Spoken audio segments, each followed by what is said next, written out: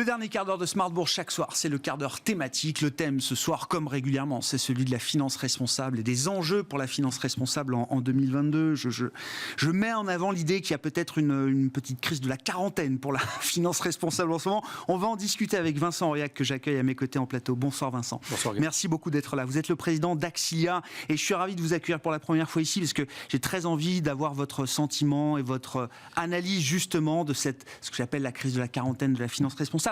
Mais parlez-nous de vous déjà, d'Axilia, avec alors un outil qui est déjà une petite référence quand même sur la place de Paris. En tout cas, on en entend parler. L'outil que vous avez développé, la solution que vous avez développée à destination de vos clients investisseurs, oui. C'est le fameux score carbone, Vincent. Oui. Un mot pour nous parler et nous présenter le score carbone. Est-ce que vous avez voulu apporter justement à l'industrie à travers cette mesure de l'empreinte carbone des sociétés, la manière dont ces sociétés gèrent justement leur coût carbone? Absolument. Déjà, merci de l'invitation, Grégoire. Oui, le score carbone, c'est 2 ans de boulot avec une équipe de jeunes. Je pense que d'ailleurs, s'ils n'étaient pas aussi jeunes, moyenne d'âge 23 ans au bureau. Donc, c'est cette génération du climat qui a envie de le défendre. Je ne suis pas certain qu'on ait sorti le même outil si on avait eu des gens plus âgés. 2 ans de boulot. L'idée, c'est on travaille pour nos clients chez Axilia. Alors, nos investisseurs, c'est plutôt des associations fondations, mais on aurait fait la même réponse avec d'autres clients. Et l'idée, c'était de dire ce qui va nous occuper pendant les 30 prochaines années, c'est le climat. Il y aura plein d'autres trucs, mais le climat, ça va être le vent de face continu pendant les 30 prochaines années. Généralement, dans l'ISR, il y a 200 critères. Nous, on a dit, il y en a un qu'on va regarder, sur lequel on va focaliser notre attention, c'est le carbone, le CO2, les émissions de CO2, ce qui crée le changement climatique. Voilà. Donc on a fait un choix, on assume, il y a un biais chez nous, on a un biais CO2, changement climatique, et on s'est dit, c'est quoi l'impact de ce changement climatique? Il va être multiple. Il va être à multifacettes. Il y aura, malheureusement, on en voit déjà les conséquences, il y aura des conséquences physiques, c'est-à-dire ce qu'on appelle les inondations, les sécheresses, les incendies. Bon, ça, c'est compliqué de mesurer tout ça. On n'a pas encore les outils, malgré que la réglementation pousse à le faire. Par contre, il y a des choses dont on sait déjà, il y a des économistes qui travaillent sur le coût, les dommages associés aux émissions de CO2. Des économistes, donc des gens de notre univers. Et ces gens-là nous disent il faut compter autour de 100 € la tonne minimum pour les dommages associés à toute tonne de CO2 émise dans l'atmosphère. Et ça, aujourd'hui, c'est pas dans les comptes des boîtes. On n'en est pas loin sur le marché du CO2. On était à 20 € il y a un an. Oui, on vient de 20 €, je suis d'accord. On vient de 20 €. Oui, bien sûr. Pendant 15 ans, on était entre 5 et 20. Ça n'intéressait personne. Je sais bien. Nous, quand on a commencé le boulot, d'ailleurs, on était à 20. On s'est dit, mais fixer 100... Est-ce que c'est bien raisonnable? On s'aperçoit qu'on est en train 100 voire 150, nous disent certains experts de l'Agence internationale de l'énergie ou autre. Il faut avoir en ligne de mire plus de 700 € en 2050. Non mais il y a plein de rapports là-dessus. Donc nous on s'est dit, on a regardé les boîtes, d'ailleurs avec une société qui fait l'actualité terrible aujourd'hui.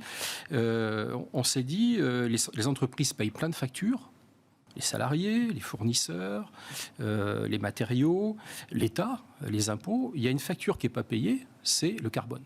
Il est émis par les entreprises, et dans des quantités parfois vertigineuses, mais on n'en paye pas, les entreprises n'en payent pas les conséquences. C'est la collectivité des hommes qui paye.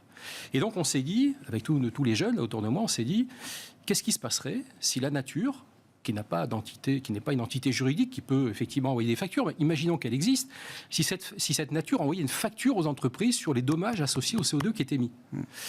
Et donc, comme on est des financiers, on ne se refait pas, on s'est dit, donc une facture, c'est une quantité fois un prix, on a le prix autour de 100 €, on a les quantités, je ne vais pas entrer dans les détails, mais... Ça se mesure. Il y a des scopes d'émissions. Bien sûr. Ça se mesure. Oui. C'est même en France une obligation réglementaire et légale de les publier, en tout cas sur les scopes 1 et 2. Donc, on a multiplié l'un par l'autre. Et là, déjà, on rentre dans un autre monde, c'est-à-dire qu'on transforme en euros ce qui était une espèce de chose de chercheurs, de climatologues qui parlent en gigatonnes. Et on s'est dit, est-ce qu'avec son bénéfice, son résultat d'exploitation, est-ce que l'entreprise peut payer cette facture? On a fait tourner la moulinette, résultat des courses. On n'y a pas cru au départ, parce que quand on tombe sur des trucs comme ça, c'est un peu bizarre. Une boîte sur 2, on est parti du CAC 40, le plus simple, une société sur 2 ne peut pas payer sa facture carbone. Bon, on s'est dit, on a dû se tromper, on va refaire le même calcul sur l'Europe. Même résultat. Pourquoi? Parce qu'il y a une dimension systémique. Que vous soyez cimentier en France ou cimentier en Finlande ou en Espagne, vous faites le même produit et la facture carbone au prorata du chiffre d'affaires va être la même. Donc vous êtes dans la même difficulté. Voilà, donc on a abouti à ça, une facture qui n'est pas payée, une facture qu'on mesure, et donc une boîte sur deux pas capable de la payer. On a fait une étude en novembre dernier sur les fonds actions proposés aux investisseurs, aux épargnants, qu'on retrouve dans l'assurance vie, les fameuses unités de compte. On a trouvé qu'il y avait 72% des fonds, dont les sociétés qui étaient inside, à l'intérieur, ne pouvaient pas payer cette facture. Donc il y a un risque très fort que les investisseurs, in fine, à un moment donné, le marché va regarder, il ne regarde pas aujourd'hui. Il regarde pas aujourd'hui. Quand il va regarder, ça va faire mal. C'est vraiment systémique. Et nous, la décision, encore une fois, on travaille pour nos clients. Il n'y a pas un de nos clients qui est investi sur des fonds ou des sociétés qui n'aient pas un score de positif, soit de A, de B ou de C. Les autres, on ne veut pas prendre le risque. On accompagne nos clients sur 10, 15 ou 20 ans et on ne veut pas prendre ce risque-là. On veut bien en prendre d'autres, mais pas celui-là. Oui. Je voulais bien vous êtes focus client, parce que les parties prenantes, elles sont nombreuses dans cette histoire de finances responsables. Mais vous, là, ce que vous me décrivez, c'est ce qui correspond aux attentes et aux demandes de vos clients aujourd'hui, Vincent. Oui, enfin, plus exactement, malheureusement, si les clients étaient extrêmement demandeurs de ESG, d'ISR, ça se saurait. Ce marché aurait décollé depuis longtemps. Comment ça ? Il décolle depuis 4-5 ans, depuis qu'il y a un label ISR, depuis qu'on impose la réglementation. D'accord. Le client... On ne lui a pas demandé son avis, vous direz, c'est cette année. Enfin, en 10 ans, on a quand même franchi pas mal d'étapes. Il n'y a plus un nouveau produit qui sort aujourd'hui qui n'est pas ESG natif ou qui est pas, qui sera pas labellisé naturellement ISR. C'est souvent de l'habillage, Grégoire. C'est des fonds qui existaient avant, qui n'étaient pas ISR, qu'on a mis ISR parce qu'on savait que ça allait être le sens de l'histoire et la réglementation poussée pour. Est-ce que les clients leur ont demandé leur avis ? C'est souvent des conversions. Soit un papier, une fameuse OST à la fin du mois. Votre fonds est transformé en ISR. Le nom qui apparaît à côté, j'y vais, ça ne me coûte rien, machin. Les gens qui font le choix, nous on est dans le monde des associations fondations. On a très peu d'associations de fondations qui demandent ça, alors qu'elles sont dépositrices. Je ne sais pas si ça se dit, elles sont dépositaires des valeurs, elles s'occupent des enfants, des personnes âgées, de l'environnement. Il n'y a pas une énorme demande. Il y en a quelques-unes qui effectivement font des efforts, mais voilà. Donc la difficulté, c'est... ça a été pour nous de réfléchir à quelque chose d'intelligible, de simple, pour des clients qui ne sont pas experts, ce n'est pas des traders, ce n'est pas des financiers. Et ce qu'ils nous disaient en tout cas, c'est deux choses. On comprend on est capable d'exprimer des exclusions, pas d'alcool, pas de tabac, pas d'armes, pas d'EHPAD. On pourra en parler si... Oui, on va en dire un mot, effectivement, parce que c'est l'exemple du jour. Des gens qui nous disaient, l'ESG... ce fameux truc à 200 critères où ça part dans tous les sens, quand on ouvre le capot, il y a des fils partout, on ne comprend pas. À un moment donné, on décroche. Il y a autant de discours que de sociétés de gestion. Il doit y avoir quand même une vérité dans tout ça. Donc voilà, donc, il y avait... les gens se posaient beaucoup de questions et finalement, quand ils ne comprennent pas, on ne fait pas. Donc nous, on est reparti d'une page blanche et on s'est dit, qu'est-ce qu'on pourrait faire pour objectiver tout ça ? Et c'est la fameuse facture carbone. Voilà. C'est ça.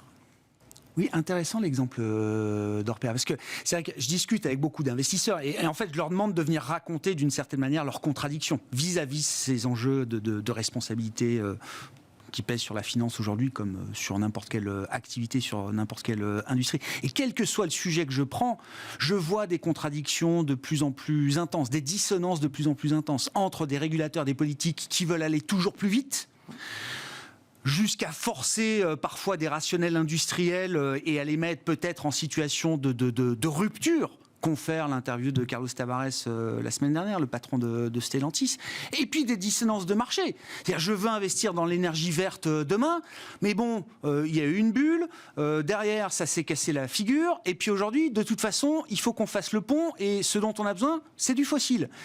Donc quand on voit effectivement les performances boursières de Oil and Gas et le rendement de ces sociétés-là, évidemment, en tant que pur financier, on se dit, il faut bien que j'y aille un peu quand même. Je ne peux pas rater ce train-là. Comment vous lisez là ce moment qui est un peu peut-être charnière, j'en sais rien, mais on arrive à ces contradictions et est-ce qu'il y a une manière d'en sortir par le haut ? Est-ce que ça va trop vite ? Est-ce qu'il faut une transition plus raisonnable ? Comment vous regardez cette question de long terme là pour le coup, Vincent ? Ouais, nous, notre clé de lecture, c'est le client. Voilà. On n'est pas là pour vendre spécialement un produit, une réglementation. Effectivement, parfois, ça va trop vite. On a à peine fini quelque chose qu'on est déjà en train de rouvrir à notre front.